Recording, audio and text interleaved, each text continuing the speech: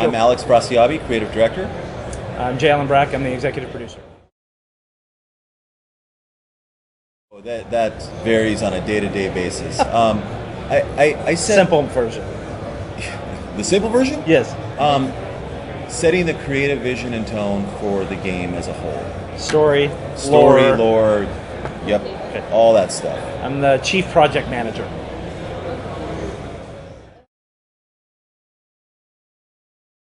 We would love to do something with KARAZHAN. We have very fond memories of that dungeon, that tower. There's a lot of really, really great lore locked away in KARAZHAN. There's nothing we can really comment on about as what the future for KARAZHAN holds, but it is definitely something that is a discussion point for us right now as to, hey, what can we do? Like, is there some really cool stuff that we feel would be appropriate for KARAZHAN? Because we love the zone. We love the area. Yeah, I imagine that the world is terrified, right? So we're talking about an invasion that doesn't just hit the Broken Isles. That's something we hadn't expanded on in the discussion yesterday, in the presentation yesterday, but this invasion hits across all of Azeroth. So we'll actually see great big invasions coming down in a whole bunch of different zones across the world. And I think the reaction that we'll get from all of the different races is absolute fear and terror, right? Because not only are the demons invading, but this is the biggest of those invasions. And we're seeing these new demons that we've never seen before, and new engines of war that we've never seen before. So it's absolutely terrifying. And yeah, races like the Pandaren are going to be obviously just scared out of their wits. So we'll be terrified. Event actually will be the invasion of the Burning Legion, right? And so there'll be some period of time over weeks where Azeroth is being invaded, and the various factions are deciding how they're going to handle it. The players will have demon invasions that they need to fight against. All leading up to the launch of the expansion. And as I mentioned yesterday, the Broken Shore will also be part of that. It will also extend into the expansion itself, but we felt for the fantasy that the story that we're trying to tell, and the fantasy of the Legion here, that it was actually fairly important that we got out in front of this with an experience like this. So it's actually going to be integral to the whole of the launch event stories. Yeah, so the plan is not to have the garrison move on to the next expansion. You have your farm in Mists of Pandaria, kind of leave that behind. You have your garrison in Warlords of Draenor, you'll leave that behind, and you move on to kind of the next features, which will be the artifact system and the class order halls for Legion. I think there's a lot of lessons in everything that we do, right? And there's a lot of lessons in garrisons. One of the things that I think worked out really well was kind of owning a piece of Draenor, and that was kind of your space to customize. One of the things I think we learned is it's not social enough. You're by yourself most of the time in the garrisons. There's other reasons to have your friends come visit you, but for the most part, you're by yourself. It's not going to be part of Legion. Do we do garrison something else or some kind of other system going forward? We'll definitely talk about it, but we're not talking about doing a player housing or a guild housing system right now. Yeah, so DALARAN will be a big central part of Legion expansion. We'll also have your class order hall where you'll spend some time where you're working with your champions, which is kind of an evolution of the follower system, where you're leveling up your artifact, customizing your artifact. That'll all be done in the class order hall. We had the idea of wanting to have, this sort of epic class artifact that really spoke to not only your class but your spec. And so there's these 36 weapons, 36 kind of legendary weapons of the past and of the present that the champions will have to obtain. That'll actually be one of the first things that you do with the new expansion, is go on a quest to retrieve your artifact. It felt right for this expansion as well, right? We've got this overwhelming threat, the greatest threat we've ever come under, right? If you think about it, and I know we say that about every single expansion, but this time we really mean it, right? So we've got this Burning Legion threat, and the Burning Legion is the most malevolent force in the universe, right? And they're attacking us with things, all of their might at this point, right? Like they've got the way in, and everything is coming in. And so how do we counter that, right? And I think artifacts is one way for us to absolutely counter them, right? Where our weapons that we have aren't even enough. In order for us to even put a dent in the Burning Legion, we need to get these really powerful weapons to start. And so that's one of the reasons that we felt like this is a really cool feature for this expansion, right? Like, these crazy mythic weapons you've got and all this other stuff, not enough. You need to get the most powerful, iconic weapons to even stand a chance against these guys. And then everything else that's kind of unfolded, like Demon Hunters is another aspect of this fight towards the Legion, where it's like, it's so overwhelming that we need to pull in everything. And so that's another aspect of how do we get these guys down. So like that's one of the reasons that artifacts is such a huge part of this expansion. It's a great question. It's really about the kind of the fantasy of the expansion, or what we call the kitting, right? And so for Warlords, we had the idea of what if you could interact with sort of these heroes and villains of the past, and then develop the storyline to enable that to happen, right? You know, with this expansion, you know, what would it be like if the Burning Legion returned to Azeroth? It's an idea that we've had for a really long time.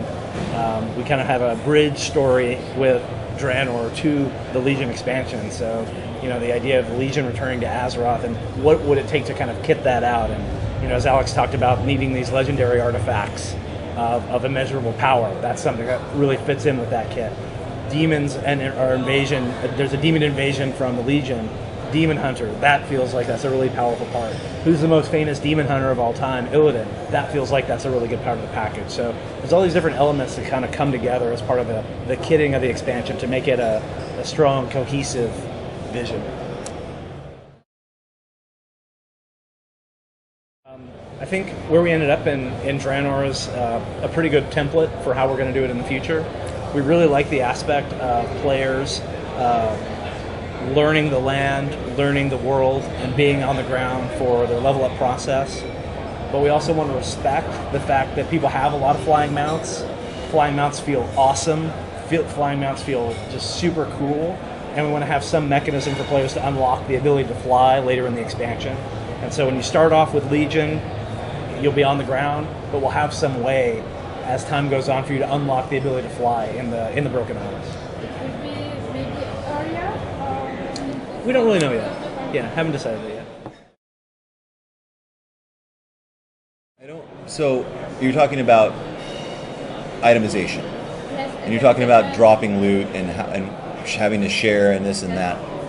We have solutions in place that I don't think we've talked about yet. We've not. And I don't think we're ready to talk about yet. We're not. So we feel like we're going to be okay, but obviously time will tell, and we'll at some point soonish we'll talk to the druids and the rogues and everyone else that uses leather, and we'll have a good conversation about that. It's not necessarily see people that are hidden, though you can. It's a little bit stronger than even that, because not only can you see people that are hidden, you can see people behind walls. So through this wall, I can see you, and if you're hidden, I can still see you. So it's even more powerful. Why we chose it is why we choose mostly to do anything, which is because it's really, really cool. And I mean, that's the truth, right? Like we really want to chase down the fantasy of the class or the kid or the boss or whatever it might be, and really push that as far as we can. And then after that is like, is it fun? Is it awesome? Is it like, when I get in there, do I feel the fantasy under my skin? Is it all over? Am I just having the best time? After that, let's balance it. Let's tune it. Let's make it work in our world and not make everything broken.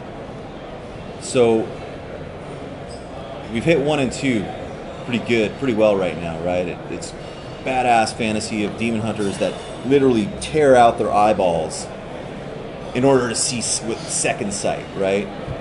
What does that mean? That's the thing we're answering with what the ability does. Well, it gives you this thing that's really powerful in certain situations. Well, that sucks in X situation, which is PvP in this instance. How do we reconcile that?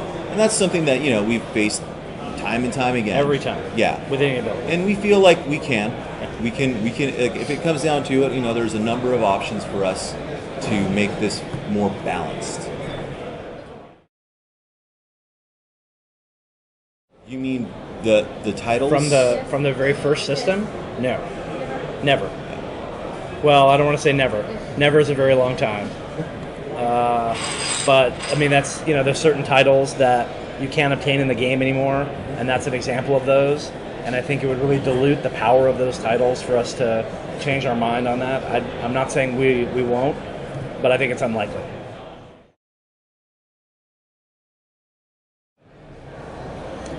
We haven't actually designed that yet, and figured out how we're gonna slot that. I mean, I think it's a good question. It's a great question. It's just one of those things, like, it's a common problem for us that we run into, which is matchmaking and buckets, right? Like, once you get down to the point where you've got 6 or 8 or 9 or 12 different prestige ranks, right? And now you're like, well, this guy's prestige rank 20, and this guy's prestige rank 1. We really don't want to put them together because probably the guy that's 20 is going to crush the 1. Well, now you've got presumably 20 buckets in between them.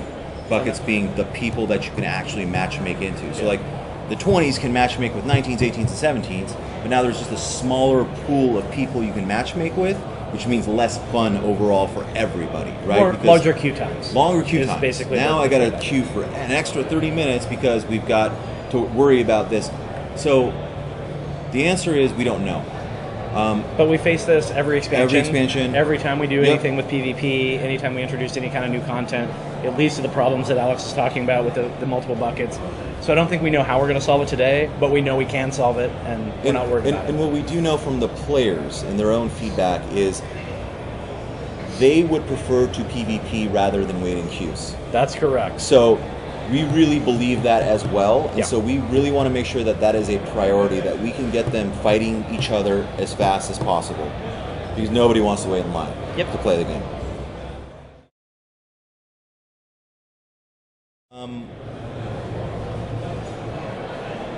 I can't talk about it yet, so I'll go to my go-to Demon Hunters, right? So there's obviously, it's an expansion it's in progress. We're still working on some stuff, and there's a lot of secret stuff that we're working on that is super cool.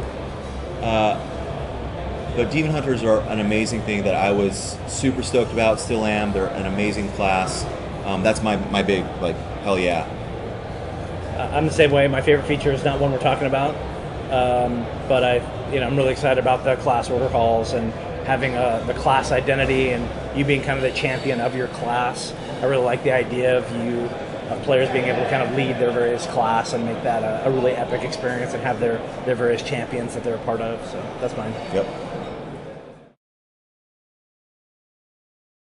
So this is a tricky question, right? Because the reality is you didn't see more Horde questing than Alliance questing in Warlords. What you saw were more orcs, but they weren't Horde orcs, they were Iron Horde orcs, right? So there's absolutely a distinction. They're the enemy of everybody. But when you talk about Horde heroes and Alliance heroes, you're going up against the same kind of number and frequency. So there wasn't that great of a disparity, if one at all. And that'll carry in through Legion. Legion will have epic Alliance and Horde stories and heroes and characters that we'll be able to interact with and quest with and do awesome things with, and so I'm feeling like it'll be awesome. Gnomes? We didn't we take those out of the expansion? Yeah, we cut those. They're no cut. more gnomes in the cut. expansion. Yep. Not really. No, we still have gnomes. They're in there. Yeah. Thank you. Thank you. Appreciate it. Good question. Thanks.